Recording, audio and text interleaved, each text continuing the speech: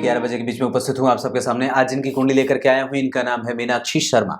ये हैं लखनऊ उत्तर प्रदेश, 23 जुलाई 1992, 4:36। इस आधार पर इनकी कुंडली बनती है मिथुन लग्न की। थोड़ा सा इसको समझते हैं पहले। मिथुन लग्न मतलब मैथुन प्रिय। मैथुन मतलब किससे?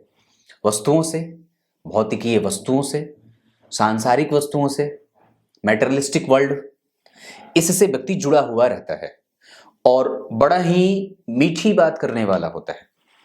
जैसे ही उसको ये बात पता चलती है कि आप मेरे काम के हैं, वो आपके तुरंत चिपक जाएगा, आपके पास तुरंत आ जाएगा। वो जैसे ही उसको ये बात पता चलती है कि आप उसको छोड़ करके जाने वाले हो, आपके सामने वो ऑफर पे ऑफर डालेगा कि नहीं, मुझे छोड़ के मत जाओ। अपने चारों तरफ एक विशेष प्रकार का आभा मंडल नकली सा बना करके रखता है जो कभी भी टूट सकता है।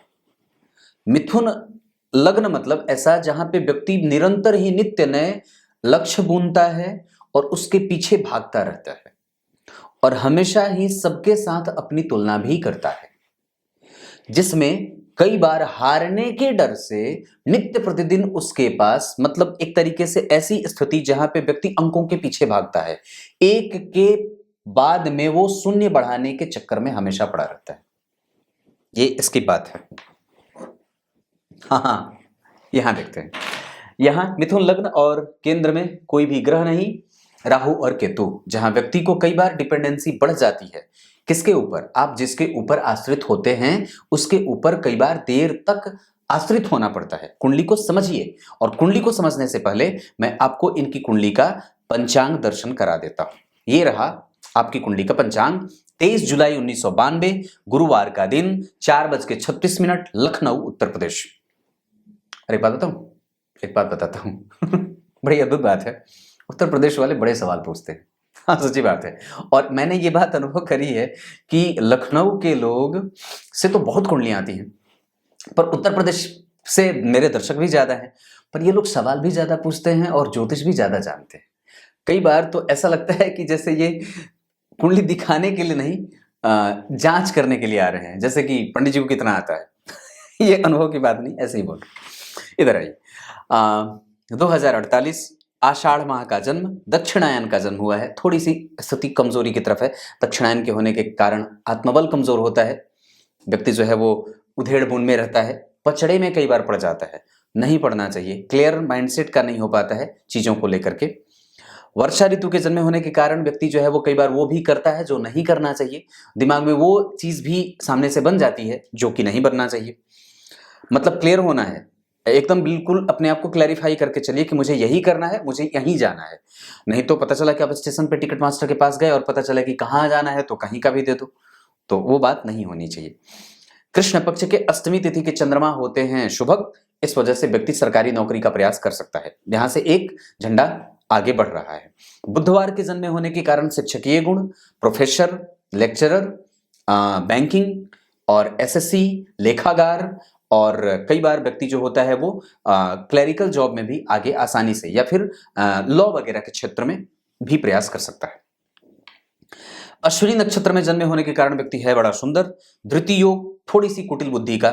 क्षत्रिय वर्ण और देवगण के होने के कारण, राजसिक और सात्विक होने के कारण यहाँ पे व्यक्ति के अंदर राजसिक गुणों का प्रभाव है, और साथ ही साथ व्यक्ति के अंदर क्षमा है, दया है, शील है, गुण है, धर्म है, अध्यात्म है, परोपकार है, उदारता है, मानवता है, और वो साथ ही साथ अपने इतिहास को बनाना चाहता है। मतलब उसकी स्थिति हमेशा ही, एकदम कंफर्म बात बोलता हूं, उसकी स्थिति हमेशा इस बात के लिए तत्पर होती होगी, कुछ ऐसा करके जाऊं कि लोग मुझे याद करें, कुछ ऐसा करके जाऊं कि मेरे जाने के बाद मुझे याद रखा जाए। इतिहास बनाने के पीछे व्यक्ति भागता है, ऐसी स्थिति है। ये पक्की बात होगी, विचार करके देख लेना। सूर्य बुध शुक्र यहाँ पे बैठे हैं द्वितीय भाव में। ये मैंने बोर्ड थोड़ा ऊंचा किया है। एक मेरी दर्शिका हैं, उन्होंने कहा कि आपका बोर्ड थोड़ा नीचे है, इस वजह से आप उसको ऊंचा कर लो। तो सूर्य बुध शुक्र यहाँ पे द्वितीय भाव में बैठे हैं। अब जरा ध्यान से समझिए, सूर्य कौन है? पराक्रम के अधिपति। तो पराक्रम भाव में मतलब एक पापग्रह की राशि का बनना, ये अच्छी बात है। गुरु का यहाँ बैठना कमजोर है, ये ठीक नहीं है, बहुत अच्छा नहीं है, क्योंकि मिथुन लग्न की कुंडली के लिए सप्तम के अधिपति होकर के और दशम के अधिपति होकर के कई बार व्यक्ति के नौकरी में आड़े आ रहे हैं। मतलब वो मेहनत ज्यादा करवा रहे हैं, घसीटवा ज्यादा रहे हैं। इसका मतलब है कि हमें इसको मनाना होगा, हमें मंदिर का दर्शन करना होगा, और साथ ही साथ ये कई बार विवाह में विलंब भी कई बार करवा देते हैं। हालांकि विवाह होने के बाद कोई दिक्कत नहीं है, लेकिन हाँ, रिश्ते कई बार पसंद नहीं आते, या कई बार व्यक्ति जो है वो सामने से तस्वीर देख करके ही मना कर देता है। तो ये चीज नहीं होनी चाहिए जब तक सामने से मिल ना लिया जाए। तो सूर्य यहां बैठ गए, यानी कि त्रिक भाव के अधिपति द्वितीय भाव में विवाह को कई बार धीरे धीरे करवाते हैं। शुक्र जो है वो जन्म कुंडली के पंचम के अधिपति, व्यक्ति के पास ज्ञान का सुख है और उसके पास धन है, धन का सुख है, बल है, माता का सुख है, पुत्र का सुख है, दाम्पत्य का सुख है, व्यक्ति का चेहरा सुंदर है, बुद्धिमान बहुत बढ़िया है और अच्छे नेचर का है, उसकी लिखावट बड़ी सुंदर हो सकती है, उसके लेखन की क्षमता और तीव्रता बड़ी प्रखर हो सकती है, उसके पास कविता कवयित्री बन जाने का, कुछ नया शेर शायरी लिख देने का, ड्रामेटिक है, उसके बाद कला कौशल बहुत बढ़िया है, ये चीजें दिख रही हैं। कुशाग्र बुद्धि का है, चीजों को बहुत ही गूढ़ और रहस्यमयी तरीके से समझना चाहता है, बिल्कुल अंदर घुस करके, क्योंकि अष्टम भाव पे पंचम भाव के अधिपति शुक्र की दृष्टि पड़े तो व्यक्ति प्रोफेसर बन जाए, लेक्चरर बन जाए, रिसर्चर बन जाए, पीएचडी वगैरह की डिग्री होल्डर बन जाए, ऐसी स्थिति। क्योंकि अष्टम भाव के अधिपति अष्टम भाव में बैठे हैं, आयु के कारक, आयु के अधिपति शनि वहीं बैठे हैं, तो ये हमेशा के लिए, चाहे आयु के मामले में हो, चाहे उच्च शिक्षा के मामले में हो, चाहे विदेश गमन के मामले में हो, चाहे सरकारी नौकरी के मामले में हो, चाहे पदस्थ अधिकारी बनने के मामले में हो, चाहे राजनीति के मामले में हो, पिता के सुख के मामले में हो, नियम से और प्रभाव से और साथ ही साथ वाणी से, स्वभाव से गंभीर होने के मामले में हो, व्यक्ति के खोजबीन के मामले में हो, गूढ़ और रहस्यमयी जानकारियों के पीछे अपना दिमाग लगाने के मामले में हो, और साथ ही साथ दशम भाव के अधिपति अगर जन्म कुंडली में या दशम भाव शनि से देखा जाता है तो सरकार से लाभ प्राप्त होता है, व्यक्ति सरकारी नौकरी में जाता है। ये सूत्र है ज्योतिष का। और इस भाव के अधिपति जन्म कुंडली में सूर्य अगर शनि, जो पराक्रम भाव के अधिपति हैं, वो अगर सूर्य शनि से देखे जाएंगे तो शनि और सूर्य का संबंध व्यक्ति को लेखागार, बैंकिंग और कई बार फाइनेंस के सेक्टर में या कई बार प्रोफेसर आदि बना ही देता है, ऐसी स्थिति बनती है। इसकी पुष्टि इस मामले में भी हो रही है क्योंकि सूर्य पुष्य नक्षत्र में बैठे हैं और शनि श्रवण नक्षत्र में बैठे हैं। श्रवण नक्षत्र के अधिपति चंद्रमा, जो इस कुंडली के लिए धन भाव के अधिपति होकर के उच्चाभिलाषी होकर के अपने प्रत्येक प्रकार के प्रभावों को मजबूत करते हुए और गुरु से दृष्ट होने के कारण व्यक्ति के जीवन में दाम्पत्य, उसके मन, उसके बुद्धि, उसके पवित्रता, उसके प्रभाव, उसके शील, गुण, धर्म की रक्षा कर रहे हैं। लेकिन गुरु यहां पे बहुत अच्छे नहीं बैठे हैं, ये मैं बार बार कह रहा हूं, ये दूसरी बार बोल रहा हूं, क्योंकि उनको यहां नहीं बैठना था। और साथ ही साथ राहु यहां बैठे हैं केंद्र में, केंद्र के अधिपति के साथ उनका संबंध बन रहा है, तो राहु की दशा इनके लिए अगर मैं जानूं तो सामान्यतया मध्यम जाने वाली है, अच्छी या बुरी दोनों में से दोनों ही जाएगी, पक्की बात है। पंचम के अधिपति की स्थिति अच्छी, लग्न के अधिपति धन में, धन की स्थिति। एक बात और बताता हूं, धन भाव के अधिपति अगर शुभ ग्रह के साथ हो तो मेहनत से ही सही पर धन हमेशा टिक जाता है। दूसरी बात है, 12वें भाव में मंगल व्यक्ति दूसरों के ऊपर ज्यादा खर्च करता है, अपने ऊपर कम करता है। लेकिन सूर्य, बुध और शुक्र व्यक्ति को देर से धन लाने वाला बना रहे हैं, इस वजह से व्यक्ति को अपने बारे में भी सोचना चाहिए। हालांकि ये मिथुन लग्न का है तो व्यक्ति बनाना चाहता है, बैलेंस क्रिएट करना चाहता है, क्योंकि ये लग्न का असर होगा और चंद्रमा जो है वो 12वें भाव से पीछे बैठे हैं, इस वजह से व्यक्ति के पास खर्च की अधिकता भी रहेगी या व्यक्ति खर्च मांगता है। व्यक्ति एक वक्त तक जाकर के अपने पिता के ऊपर आश्रित होता है और तब जाकर के जब वो पद पे पहुंचता है तो अपने पिता को काफी सुख दे देता है, क्योंकि शनि यहाँ के अधिपति, शनि यहाँ इस भाव को देख रहे हैं जो पिता को भी पंक्चुअल बनाते हैं और पिता के साथ संबंधों को भी पंक्चुअल बनाते हैं। दशम भाव के अधिपति का तृतीय भाव में जाना कई बार शीशे की दीवार भी रहती है और पिता कई बार व्यापारी होते हैं या व्यापारिक सोच को लेकर के विकसित होने वाले होते हैं, जहां वो तुरंत ही व्यक्ति से ये अपेक्षा करते हैं कि जल्दी ही इसका कुछ हो जाए ताकि मेरा पीछा छूटे। ऐसा कई बार होता है। भाग्य भाव के अधिपति का अष्टम में जाना पर स्वग्रही होना, इसे अच्छा कहा जाएगा। व्यक्ति भाग्य का संपूर्ण सुख प्राप्त करता है। भाग्य भाव के अधिपति के ऊपर चतुर्थ भाव के अधिपति, त्रिकोण भाव के अधिपति के दृष्टि से त्रिकोण के अधिपति देखे जा रहे हैं। इस वजह से व्यक्ति का करियर कई बार कला क्षेत्र में और कई बार कला संकाय में बड़ा मजबूत बनता है। व्यक्ति कला का पारखी होता है, सूक्ष्मदर्शी यंत्र की तरह किसी भी चीज को आसानी से समझ लेने वाला, ग्रास्प और हिडन कैपेसिटी उसके पास बहुत ज्यादा आंतरिक बल होता है जो दिखता नहीं है कई बार और व्यक्ति के पास होता है। वो कई बार दिखाता नहीं है, व्यक्ति के पास अगर मन करे तो वो अंगारों पर भी चल सके, कांटों पर भी चल सके। पर अलग बात है कि उसको वो पहले उसकी स्थिति बननी चाहिए। अगर नहीं बनेगा तो अपने आप को बचा करके रखा हुआ है। जब उसको आवश्यकता पड़ेगी तो वो किसी भी राह पर और किसी भी कठिन परिस्थिति में अपने आप को तपा करके स्वप्त सोना बना देगा, पक्की बात है। दशम भाव के अधिपति जन्म कुंडली में कई बार व्यापार भी करा रहे हैं। अगर कुछ ना हो तो व्यक्ति खुद का काम भी कर सकता है, ये बात पक्की है। इस भाव से राहु केंद्र में और स्वग्रही नहीं बैठे हैं, तटस्थ हो जाएंगे यहाँ पे। पर गुरु और राहु का संबंध, व्यक्ति के ऊपर यह दबाव है कि वो बड़ों का, अपने से बुजुर्गों का, अपने से छोटों का, कनिष्ठ का, उच्चस्थ लोगों का स्वागत करे, उनका संग करे, उनके साथ रहे, उनके साथ उठक बैठक करे, उनके साथ संपर्क बनाए, उनका आशीर्वाद ग्रहण करे, गाय की सेवा करे, बुजुर्गों का आदर करे, मंदिरों का दर्शन करे, धर्म और अध्यात्म की चीजों पे भरोसा रखे। क्योंकि आपके ऊपर ये दबाव है कि आप आध्यात्मिक कम और भौतिकवादी या सांसारिक ज्यादा है। ये बात भी होना जरूरी नहीं है, इसको दोनों को ही बैलेंस बना करके चलना होगा। क्योंकि पंचम भाव के अधिपति अगर द्वितीय भाव में बुध के साथ बैठे हैं, सूर्य के साथ बैठे हैं, तो व्यक्ति को यश, कीर्ति, मान, सम्मान, पद, प्रतिष्ठा, गौरव, और साथ ही साथ चतुर्थ दशम स्थान के अधिपति जन्म कुंडली में गुरु मंगल से देखे जा रहे हैं। मंगल की दृष्टि है, जो मंगल दशम स्थान में दिग्बली होते हैं और अपने कारक क्षेत्र को देख रहे हैं, व्यक्ति को पराक्रमी बना देंगे। व्यक्ति के संपूर्ण पराक्रम का संपूर्ण फल भी प्राप्त हो जाता है। बात समझ में आ रही होगी। तो सूर्य के पुष्य नक्षत्र में शुक्र आश्लेषा में बैठे हैं, इस वजह से व्यक्ति के पास अनुभव बहुत अच्छा होता है। उसकी वाणी बहुत पवित्र होती है, वो गलत और निंदनीय नहीं बोलता है, कभी भी किसी को कलुषित विचारों से देखता नहीं है और नहीं प्रेषित होता है। वो अपनी वाणी का बहुत ही प्रबुद्ध होता है, मजबूत होता है, और साथ ही साथ उसकी इच्छा शक्ति भी निरंतर उद्गति को प्राप्त होती है, प्रगति को प्राप्त करती है, और उसके नित्य नई ऊंचाइयों को छूने के व्यक्ति प्रयास में रहता है। ये बात भी दिख रही है। ये आपकी स्थिति कुंडली की बन रही है। नौकरी के योग आपकी कुंडली में गुरु और सूर्य का प्रभाव देखिए। गुरु जो है वो जन्म कुंडली में अपनी उच्च की राशि को भोग करके निकले हैं, और सूर्य जन्म कुंडली में चंद्रमा की राशि में बैठे हैं, जहां से चंद्रमा केंद्र में बैठे हैं। इस भाव से चंद्रमा के केंद्र में बैठने के कारण पराक्रम का बल मिलेगा। अगर व्यक्ति मेहनत करता है तो निसंदेह उसको उसकी सफलता मिल जाएगी। क्योंकि शनि का संबंध दशम स्थान से है, इस वजह से भी व्यक्ति को मिल जानी चाहिए। अगर यहां पे बात करूं, जब कभी सरकारी नौकरी ना लगे तो व्यक्ति को यहां पे प्राइवेट नौकरी करने से ज्यादा बढ़िया है कि वो कहीं दूर चला जाए, विदेश चला जाए, क्योंकि यहां भी अच्छी स्थिति है और मंगल भी यहां बैठे हैं। अगर गौर करें तो छठे स्थान के अधिपति 12वें भाव में बैठ करके वापस इस भाव को देख रहे हैं, और 8वीं दृष्टि से सप्तम भाव को भी देख रहे हैं। इस वजह से कई बार व्यक्ति पत्नी के साथ या पति के साथ बाहर निकल जाए तो बिल्कुल ठीक रहेगा, ये बात भी दिख रही है। यहाँ पे प्राइवेट नौकरी में काम करने पे आपको उतने पैसे नहीं मिलेंगे जितने आपको मिलने चाहिए। यहाँ की सरकार आपको देना चाहे तो दे दे, अन्यथा आप किसी बाहर की नौकरी में या बाहर की कंपनी के साथ या मल्टीनेशनल कंपनी में काम करके अपने वास्तविक जो आपकी वैल्यू है, आप उसके वेतन को प्राप्त कर सकते हैं। ये कहने का मतलब है। नवमांश कुंडली में केंद्र के चारों घर भरे हैं। मंगल और बुध शिक्षकीय गुणों का रखना, सूर्य और केतु का, यहाँ पे राहु केतु केंद्र में आ रहे हैं। व्यक्ति कंफ्यूजन में ना रहे किसी भी चीज को लेकर के, खास करके विवाह और अपने पति को लेकर के। सूर्य यहाँ पे स्वग्रही बैठे हैं, शनि और गुरु बैठे हैं, गुरु आगे बैठे हैं।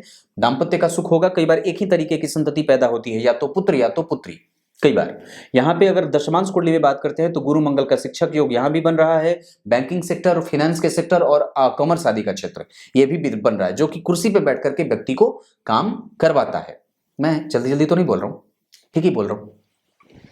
बुध यहाँ पे बहुत बढ़िया, सूर्य यहाँ पे बढ़िया बैठे, यहीं पे इस भाव में भी, यहाँ भी इस भाव में, और सूर्य यहाँ पे अगर गौर करें तो यहाँ भी चतुर्थ स्थान के अधिपति के साथ संबंध बन रहा है। माता के साथ संबंध बिल्कुल ही ठीक रखने की आवश्यकता है, उनके साथ प्रेम से ही पेश आना होगा। और पिता के साथ भी, इन दोनों के साथ आपके संबंध कई बार कठोरतम भी हो जाते होंगे। कभी बार कठोर बोल जाता है व्यक्ति, तो इसको आपको ध्यान रखना होगा। अपने कलीग वगैरह के साथ संबंधों को बिल्कुल ही लेकर के उसको सजग रहिए, ताकि आपसे, आपकी बोली गई वाणी से कोई आपसे प्रभावित ना हो और दुष्प्रभावित ना हो, आपका दुष्प्रचार ना हो। और कई बार व्यक्ति जो होता है वो चूंकि जन्म कुंडली में गुरु और सूर्य दोनों बहुत अच्छी स्थिति में नहीं बैठे हैं, इस वजह से मैं कहूंगा कि व्यक्ति को अपने अंदर मोरल वैल्यू को अभी और भी जागृत करने की आवश्यकता है।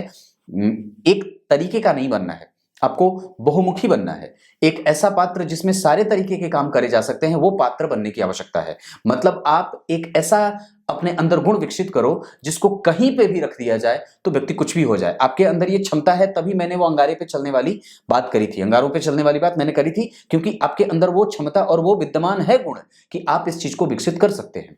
ऐसा इसलिए क्योंकि सूर्य बहुत बढ़िया बैठे हैं, ये बैलेंस कर लेते हैं। आपकी कुंडली में ये बात है। व्यक्ति दो लोगों के बीच में, बड़े बड़े लोगों में और छोटे छोटे लोगों में बिल्कुल साम्य बना देता है और दोनों को बीच में ला करके मिला देता है।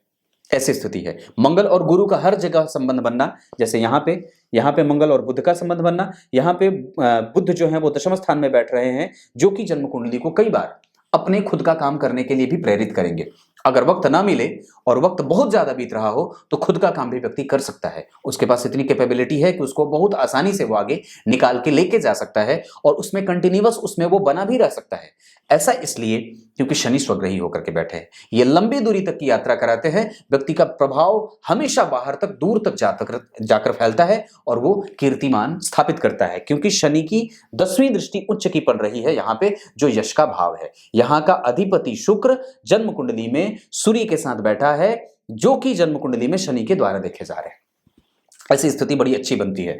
भाग्य भाव के अधिपति और गुरु का प्रभाव चंद्रमा के साथ, गुरु का भाग्य भाव को देखना, भाग्य के अधिपति को जन्म कुंडली में पंचम भाव के अधिपति के द्वारा देखा जाना, नवांश कुंडली में राहु का उच्च का होना, यहां भी केंद्र में, यहां भी केंद्र में, यहां भी केंद्र में, ये अच्छी स्थिति दिखा रही है। इसका मतलब है कि व्यक्ति का दांपत्य बिल्कुल ठीक है। मंगल बुध के प्रभाव में आने के कारण, और दांपत्य में अगर मैं नक्षत्रों की बात करता हूं तो मंगल खुद के नक्षत्र में, बुध धनिष्ठा नक्षत्र में व्यक्ति का पति चालाक बुद्धि का, और सूर्य उत्तरा फाल्गुनी में बैठे हैं, ये एक अच्छी बात हो सकती है। चंद्रमा मृगशिरा के, ऐसी स्थिति में कई बार संबंधों में गर्माहट भी आएगी और कई बार व्यक्ति का पति उग्र भी होता है या व्यक्ति स्वयं उग्र हो जाता है। शनि बैठे हैं, दांपत्य टूटने के कोई आसार नहीं है। गुरु अकेले बैठे हैं, जिनकी दृष्टि लग्न पे जा रही है। राहु और गुरु का संबंध यहां भी व्यक्ति के पति को और व्यक्ति को स्वयं भी हमेशा ही धर्म से जोड़ करके रखना होगा, पक्की बात है। शुक्र अष्टम में बैठ रहे हैं, ऐसी स्थिति में व्यक्ति का प्रभाव कई बार पेट या नाभि का क्षेत्र प्रभावित होता है। कई बार पेट से संबंधित समस्या होती है। रक्त जो है वो प्रत्येक पेट के प्रत्येक हिस्से में नहीं पहुंच पाता है, या कई बार पेट में या ब्लैडर वगैरह में कोई कभी स्टोन वगैरह की स्थिति भी बनती है। ये बात भी देख लेना चाहिए। आपकी कुंडली में मैं अगर दशमांश कुंडली की चर्चा करूं तो गुरु मंगल का एक साथ बैठना, दशम स्थान के अधिपति का लग्न में बैठना, मंगल यहां बैठे हैं ना गुरु के साथ, और गुरु कौन है? लाभ के अधिपति, यानी कि दशमांश कुंडली में एकादशवें भाव के अधिपति गुरु और दशम भाव के अधिपति मंगल, ये दोनों एक साथ बैठकर के व्यक्ति के कर्म क्षेत्र को प्रोत्साहित, उत्साहित और मजबूती प्रदान कर रहे हैं। ये एक अच्छी बात हो सकती है जो व्यक्ति को कई तरीके से तिकड़म भिड़ा करके और कई जगह से पैसे कमाने वाला बना देता है। व्यक्ति की कुंडली में मंगल की अगर स्थिति की बात करता हूं तो आपकी कुंडली में मंगल जो बैठे हैं वो मृतप्राय है। अब गौर करिए कि इनकी माता जी ने सवाल पूछा है कि मेरी बिटिया मेहनत बहुत करती है पर अभी तक सफल क्यों नहीं हो पाई। जरा गौर करिए, मंगल पराक्रम का कारक होता है, वो 12 में है शुक्र की राशि में, अग्नि तत्व का ग्रह होता है मंगल, वो आग से प्रेरित है, और वृषभ राशि भूमि तत्व की राशि है। आग और भूमि का कोई संयोग हुआ है आज तक? इस वजह से, और ऊपर से मंगल जो कि आपकी कुंडली के लिए बनते हैं प्रतियोगिता भाव के अधिपति, छठा भाव प्रतियोगिता का भाव होता है, ये नौकरी का भाव है। यहां के अधिपति मंगल शनि से नवम पंचम के संबंध में जरूर हैं, दे जरूर देंगे, लेकिन हनुमान जी की पूजा करनी पड़ेगी। उसका उपाय मैं आपको भेजूंगा, आप मुझे संपर्क कर लीजिएगा, मैं आपको उपाय वो लिख करके भेज दूंगा, वो थोड़ा सा कर लेना चाहिए, उससे बल बढ़ जाएगा तो हमारा काम हो जाएगा। इस कुंडली में राहु, शनि और केतु की जो डिग्री मैं देख रहा हूं, वहां पे केतु 6 डिग्री के, शनि जो है वो 22 डिग्री के। ऐसी अवस्था में वो कुछ फ्लक्चुएशन में भी जाएंगे, तो कई बार दाम्पत्य देर से शुरू होता है और पति उम्र में थोड़ा सा अंतर होता है। आपकी कुंडली में विवाह भाव का अधिपति वहां से बैठा है, सप्तम भाव के अधिपति राहु से प्रभावित है, मंगल से प्रभावित है, इस वजह से देर कई बार हो रहा है। इस वजह से टाइम टू टाइम व्यक्ति को ये बात देखते रहना चाहिए कि विवाह कहाँ से आ रहे हैं। विवाहिक संबंधों को भी जांचना है और अपना काम भी करना है। पिता को अपना काम करने दीजिए, वो आपके लिए वर ढूंढेंगे। आपका काम पढ़ाई करना है, माता जी का काम अपना काम करना है। आप अपने काम पे फोकस करिए, पिता को वर ढूंढने का काम सौंप दीजिए और माता जी को रोटी बना करके ला करके देने की सेवा में रख दीजिए। साथ ही साथ आपकी कुंडली में कुशल गृहिणी बनने का योग भी है। चतुर्थ भाव के अधिपति द्वितीय भाव में बैठे हैं। व्यक्ति जो होता है स्वयं अपनी संतति को लेकर के बहुत ही ज्यादा जिम्मेदार और बहुत ज्यादा सुरक्षात्मक होता है, ये पक्की बात है। संतति का सुख है, कोई समस्या नहीं है। शुक्र और चंद्रमा एक दूसरे से केंद्र में है, सुंदर पति मिलता है और अच्छा पति मिलता है। दाम्पत्य कभी भी कमजोर नहीं है। नौकरी के योग आपकी कुंडली में, अगर इस सवाल का उत्तर दे दूं तो आपकी कुंडली में नौकरी का योग 2022 के 9वें महीने के बाद और फिर थोड़ा रुकना होगा, पर 2024 से लेकर के 26 तक हो सकता है। मतलब 22 से लेकर के 23 तक, उसके बाद 24 से लेकर के 26 तक ये योग बन रहे हैं। मैंने लगभग सभी सवालों के उत्तर दिए हैं। अगर नहीं मिला होगा तो फिर भी पूछ लीजिएगा, संकोच मत करिएगा। तब तक के लिए बहुत बहुत नमस्कार।